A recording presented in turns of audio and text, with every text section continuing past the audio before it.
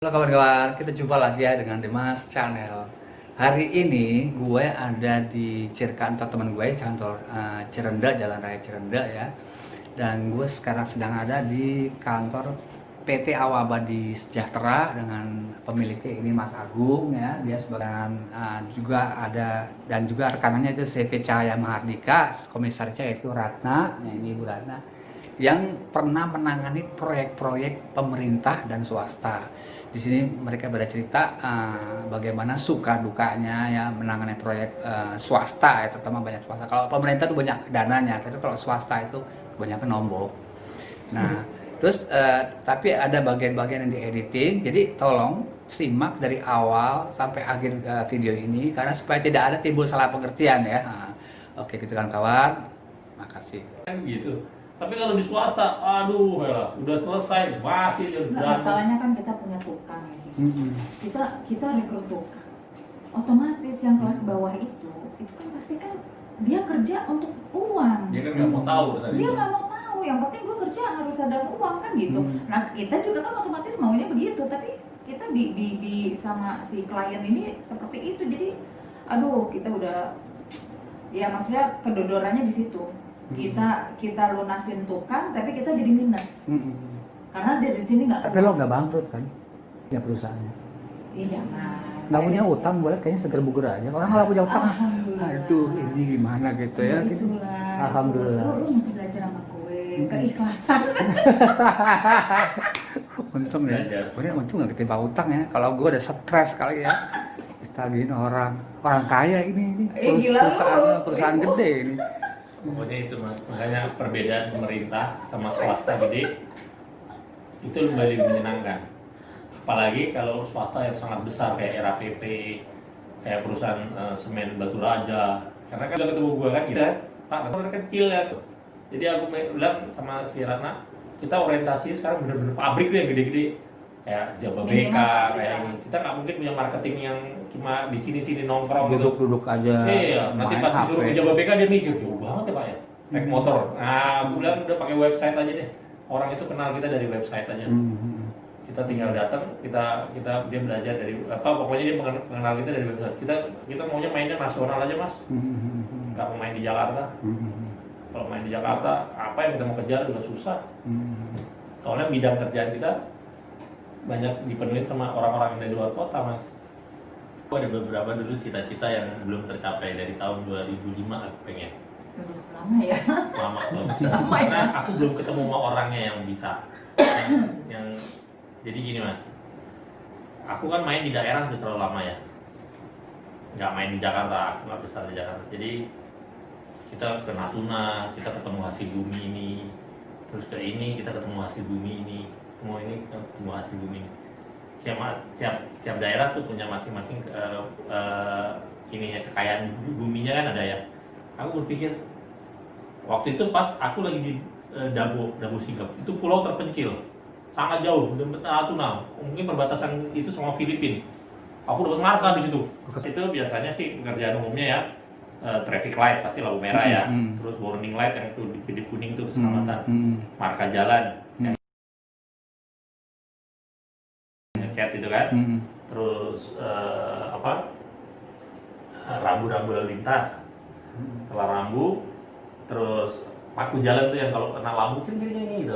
Iya. Nah, terakhir gadril. Oh, mata kucing itu. Ya, itu. itu kita juga gadril yang Gadril pagar yang kalau panjang pagar jalan tol tuh, tuh ada panjang tuh, itu. besi tuh.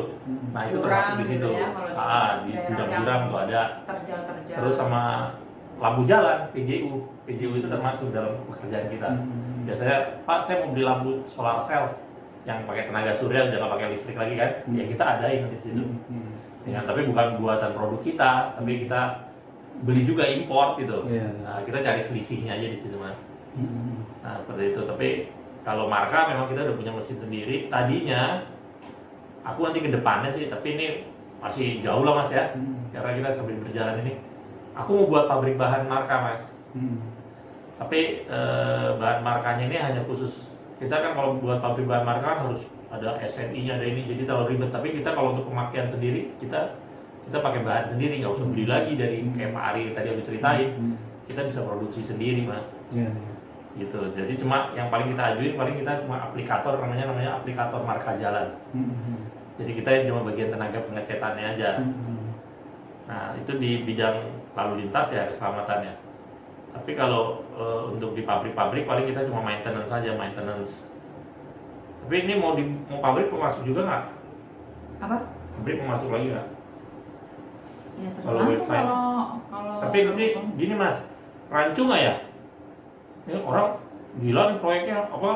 Bidangnya banyak banget, udah dari urusan jalan raya, keselamatan, dia bisa ke maintenance pabrik gitu. Kalau aku melihatnya gini, kalau di pabrik, marka tetap masih dibutuhin. Alat-alat keselamatan pekerja juga masih dibutuhin. Kayak marka jalan, terus Scaffolding gitu masih ya? Ada scaffolding. Kemarin aku cuma, wah kalau untuk Jakarta susah mas. Rata-rata scaffolding itu pabrik-pabrik besar yang sifatnya besar banget. Kalau hanya kecil, scaffolding jarang. Nggak usah ya? Nggak usah diambil. Kemarin aku di RAPP di perusahaan kayu lapis tuh yang di Riau tuh, itu main scaffolding. Jadi tiap hari memang ada pekerjaan scaffolding gitu. Jadi sini nanti dia hitungannya per meter persegi kan, berapa meter tinggi, berapa meter lebar kiri kanan kan. Nah tapi kalau di sini aku ngeliat sekarang di sini pabrik hanya udah gitu doang. Jadi susah. Kecuali kalau kayak yang pabrik-pabrik kayak yang besar-besar kayak minyak kayak itu, nah itu dia butuh perawatan scaffolding pindah-pindah. Memang tugas kita hanya cuma masang scaffolding doang, nggak lebih. Nah seperti itu mas. Jadi apa ya? Kalau aku sih ngutamain di situ. Sama ini conveyor yang alat yang di bawah ini mas, warna biru tadi itu. Oh ya. Itu conveyor itu untuk translate barang dari bawah ke atas atau dari itu yang roda berjalan sendiri tuh mas. Nah kita juga produksi situ. Cuma kemarin Ratna maunya hanya seputar dia beli barang aja, nggak usah lu capek-capek ngerjain yang kayak gitu. Jadi udah itu kita lepas gitu. Gitu. Terus kayak ductingnya AC itu kan ada mas yang besi-besi itu kan. Nah itu cuma itu hanya sifatnya bisa sih kita ngambil satu gedung itu. Cuma kita tadi Ratna maunya memperkecil skupnya, lu hanya jual barang aja. Butuh elbow, butuh yang lurus, butuh ini. Kita hanya produksi. Butuh rambu lalu lintas, butuh CCTV, butuh Ya, satu betul. paket gitu ya. Ya betul. Satu paket. Tapi kita nggak pasangnya mas, karena repot memang. Kalau misalnya orang itu misalnya ada di daerah mana gitu kan, Pak sama masangnya. Nah paling kita cuma ngarahin ke tukang aja. Kita hanya produksi rambunya, tapi daunnya enggak mas, batangnya enggak, besinya. Mereka biasanya kalau di daerah daripada ongkos antar pakai truk yang mahal kan, biasanya mereka pakai itu aja, daun rambu terus dia dikirim pakai apa, kayak ekspedisi begitu. Nah nanti di sana dia bikin tiangnya, karena kalau tiangnya kan ngabisin tempat. 2,5 meter, 3 meter panjangnya. Jadi mereka biasanya buat sendiri kalau untuk daerah. Jarang kalau mereka bilang, Pak minta ininya rambu sama tiang-tiangnya. Paling kita udah ngomong, Pak daripada bapak buat tiang di sini mahal banget, ongkosnya itu mahal, bilang mendingan bapak buat di sana kan, di tukang las di sana ada yang jual kan, orang cuma tiang cuma kasih string begini doang, nggak ngapain bapak bawa udah jadi, malah panjang-panjang truknya udah ngabisin tempat lagi. Ongkos ekspedisi Iya, pernah tuh kejadian gitu di Batam kan, dia minta semuanya. Aku bilang ini orang aneh banget sih loh. Akhirnya kita terangin, Pak bapak beli di Batam besi berapa? Sekian, di sini cuma sekian. Bapak tapi bapak harus ongkosnya keluar ongkos angkutan lagi gitu kan, bawa kapal itu berapa tiang, mahal Pak jadinya, jatuh-jatuhnya harga tiangnya sekian Pak satu biji. Iya juga ya katanya, mending bawa beli di Batam, bapak panggil tukang las, potong-potong itu satu batang 6 meter, potong jadi 2, iya kan, terus kasih setek, bapak udah hemat berapa, malah kita ajarin ke situ kan.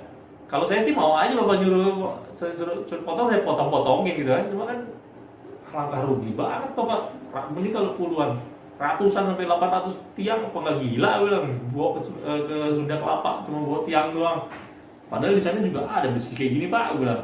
Nah akhirnya mereka berpikir ya udah saya rambunya aja deh. Nah ya gitu, memang kita suka, ya kita memang mengejar profit, keuntungan, tapi termasuk fasilitas pemasangan enggak orang SDM untuk pemasangan? Kalau misalnya Pemasangan harga beda cocok, lagi. biasanya kita sama pemasangan boleh. Tergantung perjanjian awalnya bagaimana ya. Tapi rata-rata sekarang kalau yang kayak di luar sih kayak di Jambi kayak di ini kita biasanya sih kasih ke orangnya aja yang bersangkutan. Tukang di sana kan banyak pak, gitu. Sekarang bapak bawa tukang dari Jakarta ya mau aja. Kalau kayak Marka memang karena orang spesialis nggak bisa sembarangan dia. Yang ngecat itu benar-benar orang Marka, jadi memang kita nggak biasanya itu terima jadi. Jadi nggak bisa beli bahan doang, harus terima beres gitu. Karena tetap gimana pun juga tanggung jawab kita di jalan itu coret-coret jalan, kalau salah nanti kan kita yang disalahin gitu. Tapi kalau kayak rambu mereka masih bisa masang lah tenaganya mereka. Paling cuma tenaga ahli aja. Kalau ini rambunya harus begini pak, di tikungan begini nih, gini yang ini begini, gini gitu. Paling harus satu orang. Ya itu pun juga kalau dia bayarannya cocok gitu. Kita nggak bisa memaksakan mandor kita suruh ke sana kalau nggak cocok. Ya kasihan juga kan dianya gitu. Kayak gitu mas. Tapi kalau Bu Ratna menginginkannya lebih kepada lebih menginginkan jual barang aja. Ya. Siapa yang pesan kirim, saya pesan Ya, kirim betul. gitu. Nggak mau pemasangan ya. Mayoritas pengennya sih seperti itu. Karena ya kalau Ratna pertimbangannya habis di jalan ongkosnya. Kita kayak kemarin dapat kerjaan di Cikarang, di Kerawang Iya, ya, Kerawang takutnya Timur. kayak kemarin lagi ya, bayar Iya. marketing itu marketing nggak ngapa-ngapain, malah main internetan, malah Iya. habisin Terus telepon-teleponan. kedua kita berangkat tol udah berapa ya Ratna ya? Kerawang. Bolak-balik, belum Mau nyari ini untuk nyari kita itu. habis di sini, cuma untuk ngawasin tukang nggak ada duitnya, habis ke gerus di situ. Jadi aku bilang, udahlah sekarang gini aja deh, kita jual barang. Nanti kalau dia mau minta pemasaran, paling kita gambarin aja. Ini kayak gini, denahnya seperti ini, ya kan? Kalau enggak kita tunjuk aja ke orangnya yang profesional itu kan, atau tawaran sendiri deh di luar kita. Jadi kita udah keuntungan kita maksudnya putus di situ mas. Misalnya dapat sekian, udah putus sekian. Jangan nanti udah dapatnya sekian, masih dikurang, Tahu-tahu habis di sini gara-gara cuma operasional terlalu banyak putar-putarnya mas. Aku juga berpikir, wah Jakarta ini gila nih kalau udah macet. Ya, Berat, tahan di itu dah. Jakarta itu berat banget, nggak imbang sama sekali, nggak imbang. Jadi memang kita kita bukan coba-coba sebenarnya kemarin ya, kita memang harus terjun gitu, karena kalau kita nggak terjun juga kita kan nggak tahu sikonnya seperti apa. Ternyata emang parah kalau di Jakarta itu nggak, dari waktu kita udah habis, terus ditambah lagi mengenai nggak bisa diprediksi lah.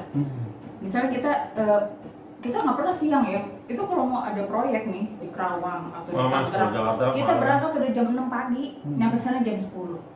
Capek banget gue bilang. Terus kalau dapat kerjaan di Jakarta itu mas, beda sama di Sumatera. Nah, kalau Kita di mulai Sumatera kerjain, lagi- startnya kerja jam 11 malam, pulangnya pagi. Jadi kita dikasih waktu jam 11 malam, mulai kerja sampai jam 5 pagi. Paling beres-beres sampai jam 6 pagi. Itu harus keluar. Nggak di gedung, nggak di mana, nggak di jalan raya, kita ngecek jalan pun juga begitu mas. Makanya tadi masih enakan di Cikarang atau di pabrik-pabrik gitu kan, masih bisa lah kita atur waktu. Tapi kalau di Jakarta, wah gila kalau udah masuk kantor tuh. Nggak, iya, Ya nggak tapi bisa. kita harus dapetin manusia pekerja kalong semua yang bisa bangun dari pagi, dan itu gajinya ternyata double di sini. Beda mas, makanya aku bilang wah gila. Jadi gini, misalnya dia kerja pagi 150 sehari, ya kerja malam 300 mintanya sehari. Nah Berat, itu emang berat banget, kita nggak bisa. nggak masuk akal gitu. Nggak imbang. Kita jadi suka, akhirnya penawaran kita jadi salahnya di situ gitu. Udah kita ngasih harga, ternyata kita kedodorannya di Sementara tukangnya. klien nggak mau kan. Kalau sampai double begitu dia nggak mau tahu, pokoknya harus jadi gitu kan. Wah kita yang melojot. Akhirnya makanya pertimbangannya aku sama Mas Agung bilang, udah deh coba dikurangin yang di Jakarta. Jadi yang mulai tahun ini nih, memang sebelum Covid ya kita rencananya tuh dari akhir tahun kemarin. Cuman dilalah ya namanya musibah ya, wabah kayak begini kan, kita Bencana, nggak tahu, ya. bencana. Jadi tapi kita udah prepare, pokoknya mulai tahun ini kita agak mengurangi yang di Jakarta. Kita mainnya di luar. Nah untuk mendapatkan yang di luar itu kan kita nggak mungkin tenaga orang lagi mas.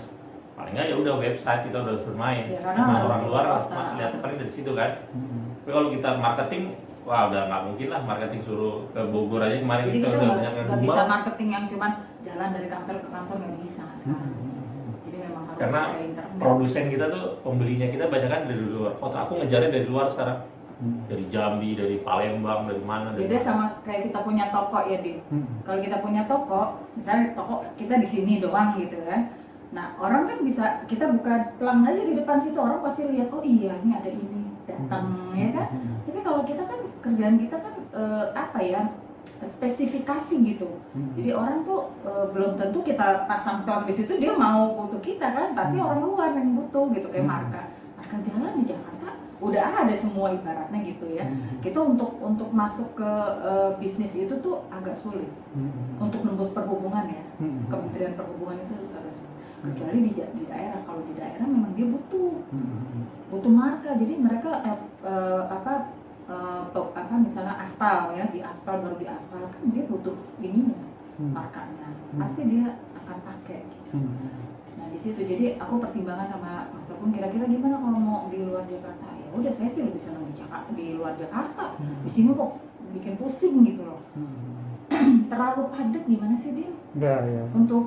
Untuk kerjaan kayak kita ya, beda kalau kita cuman mau jualan makanan atau apa ya, mungkin di sini juga oke ya gitu. Kerjaan soalnya apa ya? Hasil produksi kita nggak mahal-mahal juga kok Mas. Kalau orang yang udah tahu, nempel sekali, dia pasti ambil lagi sama kita karena kita murah harganya.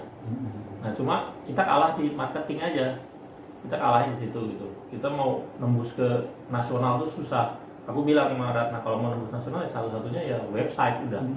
Kayak Pak Ari hanya jual tepung marka, dia bukan ngerjain marka tuh, tapi dia laku terus.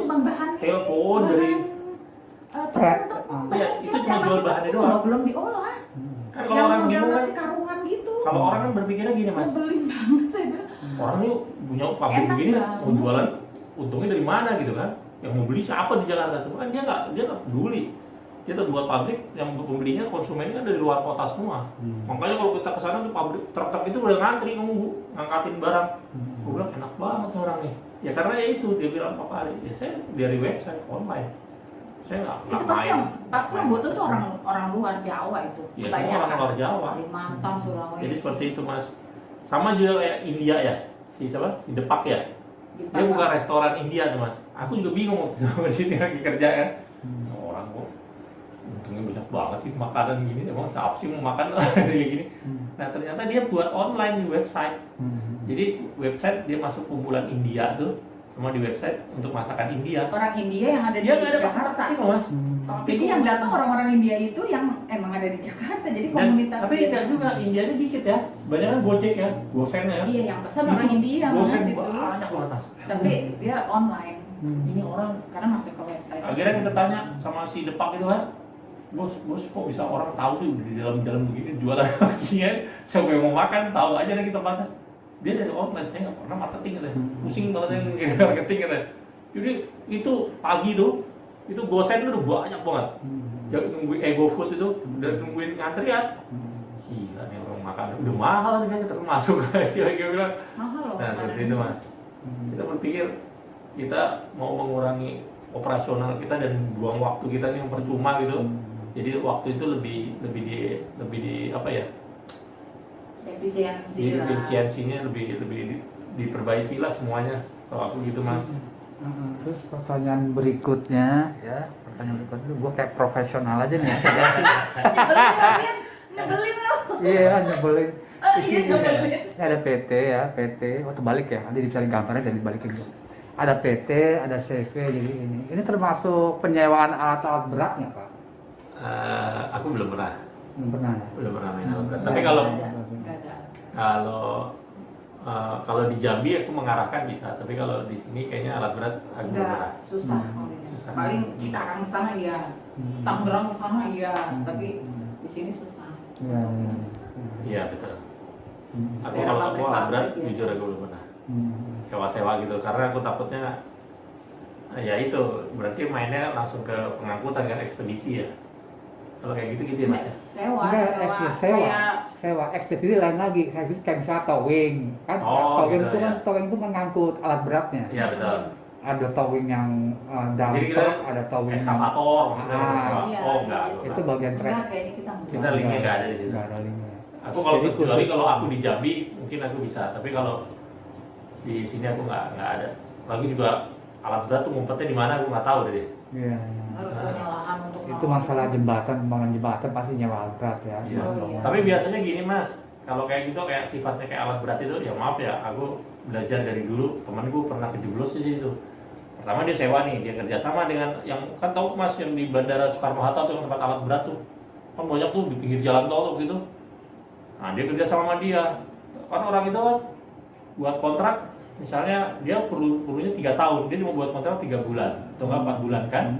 Nah sisanya dia langsung maju sendiri. Jadi kawan gue ditinggalin. Nah itu resikonya kalau kita jadi nggak punya alat sendiri kayak gitu mas. Jadi ya udah itu ya harus ikhlas, ditinggalin sama penyewanya, ditinggalin sama si pembeli alat beratnya. Karena dia akan bikin kontrak setelah itu dengan dia berdua, dengan harganya kan pasti lebih murah, nggak lewat kita lagi. Dan itu sering terjadi seperti itu gitu. Kayak misalnya dia sewa doser, dia berapa ribu jam, sebenarnya berapa ratus jam. Cuma kan biasanya pengusaha tuh dia agak sedikit dulu makainya. Tapi dia lihat sikon nih, oh ini alat ternyata punya si A nih.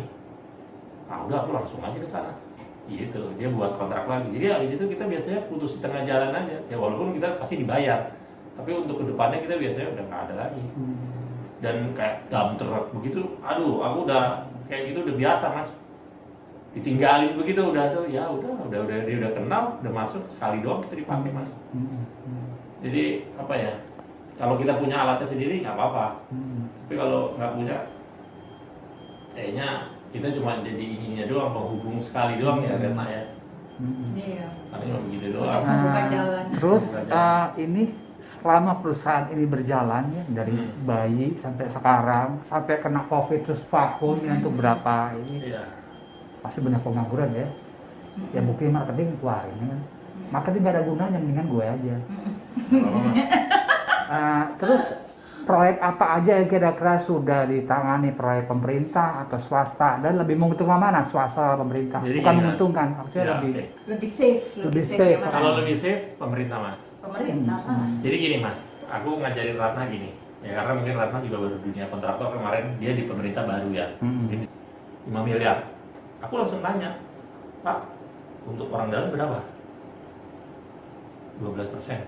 Ah itu aku langsung bilang, Pak, bukannya KPK sudah menentukan presentasi untuk di dalam 10%. Oh iya 10%.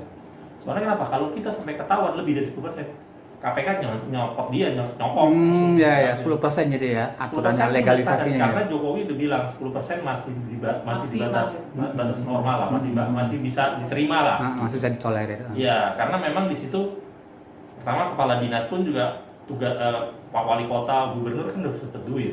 Terus kepala dinas yang kerja kan juga waktu ngetok palu kan DPR kalau nggak Tanggung jawabnya dapat memang duit. berat sih, berat kan. Sebenarnya kalau Terus namanya- dipegangin duit berapa miliar harus dibagi rata yang untuk pembangunan, untuk masyarakat. Itu Nah, duit harus berat. habis, Mas. Harus habis. Jadi kayak Bingung. misalnya Bingung juga sih. Jokowi Ternyata kayak nggak gini gampang nih, ya. Iya. kayak COVID ini nih, Puyeng.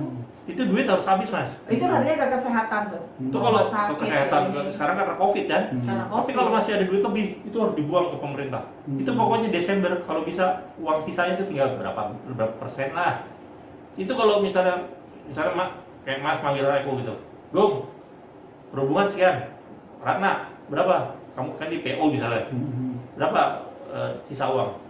Masih ada 5 miliar, 8 miliar. Buset banyak banget loh. Itu kenapa nggak dipakai untuk proyek? Habisin katanya. Besok bisa Mas bisa pecat dia nih. Nggak sukses. Iya. Kalau mau ya sisain 100 juta gitu. Iya. Pokoknya dihabisin. Makanya kalau akhir tahun kita proyek marka banyak. Karena pertama cepat, kerjanya cepat, lebih cepat selesai, dan duitnya cepat habis gitu kan. Maksudnya makanya biasanya kalau misalnya nanti ini kayak akhir tahun nih kita ya, pasti aku dia tawarin marka, Mas marka berapa banyak? Ini ada duit masih ada sisa 300 juta, habisin. Ya tapi kan nggak harus di marka. Misalnya ada dari 1 miliar, ini markanya sekian, rambu sekian, ini sekian. Yang proyek kira-kira cepat aja, biar duitnya habis gitu kan. Soalnya kalau nggak gitu nggak habis. Takutnya pas tanggal 15 Desember, itu kan duit harus dibalikin ke negara. Suka nggak suka, ada sisa atau nggak sisa harus dibalikin ke negara. Kalau nggak, Pipro-nya masuk penjara. Ya dia nyari pekerjaan yang cepat-cepat semua. Marka cepet kan, nggak mungkin dibangun sekolah berapa bulan tidak kelar. Nanti di tengah jalan suruh berhenti lagi, duitnya udah diambil dulu sama negara kan, duit harus ditarik lagi masuk negara. Pokoknya tanggal 15 Desember duit harus masuk negara. Ya kawan-kawan, begitu sekilas dulu ya, sampai jumpa lagi dengan tayangan di Mas berikutnya. Oke, bye-bye. Terima kasih kepada Mas Agung dan terima kasih juga pada Ibu Ratna. Ya, ini semuanya teman-teman gue ya. Oke, makasih juga untuk videonya, untuk menyediakan waktunya untuk menonton film gue. Dan sampai jumpa lagi di tayangan Dimas Channel berikutnya. Oke, bye-bye.